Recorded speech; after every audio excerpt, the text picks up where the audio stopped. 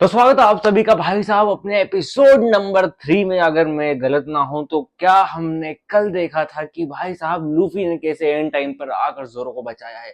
पर अब इसके आगे क्या, जहां जो जोरो है उसने कहा था लूफी को कि भाई साहब अगर तुम्हें चाहिए कि मैं तुम्हारा क्रू ज्वाइन करूं, तुम मन बना चुके हो तो जाओ मेरी तलवार लेके आओ। और ऐसा ही कुछ हमने देखा कि लूफी जो है वो तलवार लेके लौट चुका है। तो अब आगे क्या होने वाला है? क्या यहाँ पर ये लोग बच के निकल पाएंगे? क्या मॉर्गन का ये तानाशाह राज खत्म होगा? और अगर होता है तो फिर टाउन में क्या होने वाला है?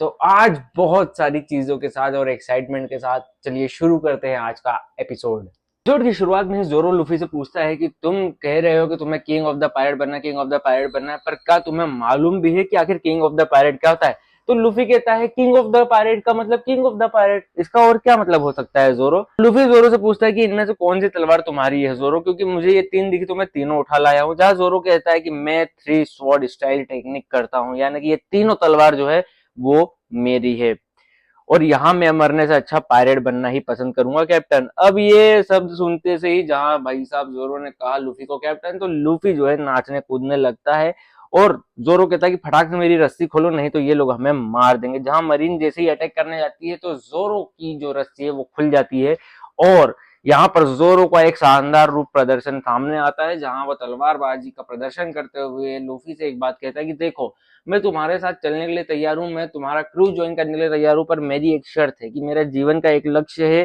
कि मुझे इस दुनिया का सबसे खतरनाक और सबसे मशहूर तलवारबाज बनना है। तो लूफी भी मन में कहता है कि भाई साहब एक किंग ऑफ द पायरेट को इससे कम तो चाहिए भी नहीं। अब क्या था, यहाँ पर इन लोगों की टकरार चालू होती है, जहां मॉर्गन वर्सेस लूफी की फाइट हमें देखने के लिए मिलती है। जो लूफी है वो अपनी ताकत का इस्तेमाल कर मरीन को एक लाख में ढेर करता है, तो वहीं मॉर्गन से लड़ाई करने पहुंच जाता है। पर मॉर्गन भी कम नहीं पड़ता, मॉर्गन की भी ताकत बेमिसाल से यहाँ पे लगती है, पर लूफी के सामने वो टिक नहीं पाता है ज्यादा देर तक। पर यहाँ पर मॉर्गन को मार खाता देख मॉर्गन का लड़का आकर कोबी की कनपट्टी पे सीधे बंदूक रख देता है। तो कोबी भी भाई साहब लूफी को देखते हुए ये कहता है कि लूफी तुम मेरी चिंता मत करो, अब मुझे मौत से डर नहीं लगता है तुम्हें देखकर।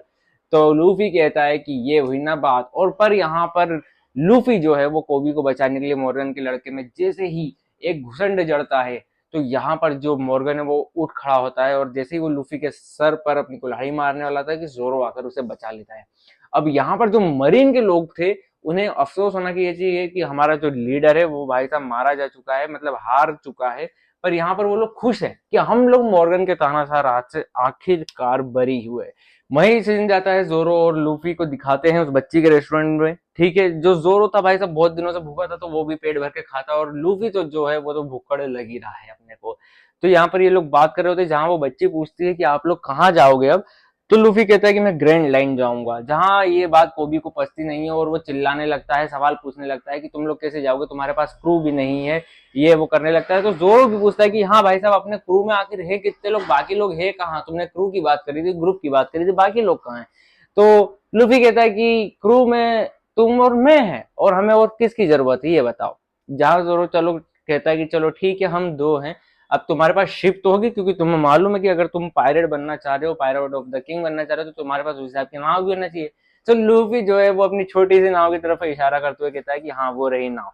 अब भाई साहब ये देखकर जो है जोरो के चेहरे की 12 बज जाती है और दिमाग की तो 13 बज जाती है। अब को भी इन लोगों को समझाता है कि भाई साहब देखो ग्रैंड लाइन जो है वो उसे कहा जाता है कब्रिस्तान, काहे का, पायरेटों का, या पायरेट यानी समुद्री लुटेरों का, क्योंकि वहां पर गोल्ड डी रोजर यानी जो कि पहले किंग ऑफ द पायरेट था उसने अपना कीमती खजाना वन पीस छुपाया है, जिसके चलते अब समुद्री लुटेरे सब के सब ग्रीन लाइन की तरफ भागते हैं और वहां पर जाकर आपस में भिड़त करते हैं केवल वन पीस के चक्कर में, और सब के सब मौत के घाट उतार दिए जाते हैं या मारे जाते हैं। ये सब सुनकर भी लूफी को जो है वो कहता है कि हाँ ठीक है वन पीस जो है वो ऐसी किसी जगह पर होना चाहिए और वो डिजर्व करता है वन पीस ऐसी जगह होने पर, क्योंकि कोई भी उसे आसानी से ना पा सके।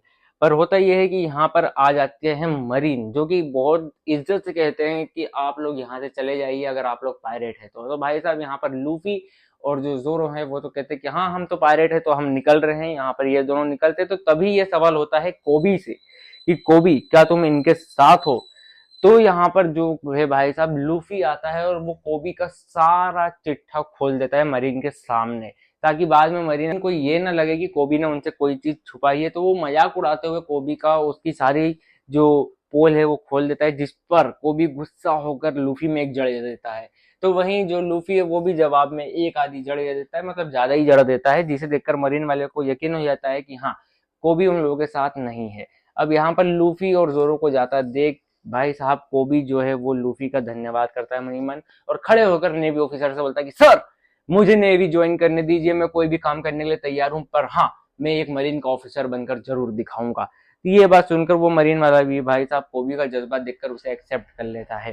यहाँ पर दिखाया जाता है हमें भाई साहब समुद्र का नजारा, यानी कि जब यहाँ से नाव जाने वाली होती है तो लूफी और जोरो से पहले ये लड़की, जो कि पहले एपिसोड से ही हमें दिखाई जा रही होती है, यहाँ पर कुछ नक्शा लिए हुए निकलती है, यानी कि मॉर्गन के महल से ये निकलती है और अब नाव में है। और यहीं पे अब लूफी और जोरो भी जा रहे होते हैं, जहां इनका थैंक्स करने कोबी के साथ साथ पूरी मरीन इन लोगों को सल्यूट कर रही है।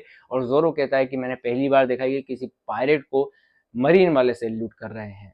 हाँ तो भैया लीजिए, जोरो जी आ चुके हैं हमारे लूफी के क्रू में, और अभी जो है वो यहाँ पर केवल 2 ही लोग हैं इनके क्रू में। तो मतलब लूफी का जो दिमाग है वो ये नहीं जानता कि भाई साहब हमारे क्रू में हमें ज्यादा मेंबर चाहिए या ये सब ऐसा नहीं, उसे बस किंग ऑफ द पायरेट बनना है, चाहे वो जैसे बन जाए, बस उसे किंग ऑफ द पायरेट बना दो।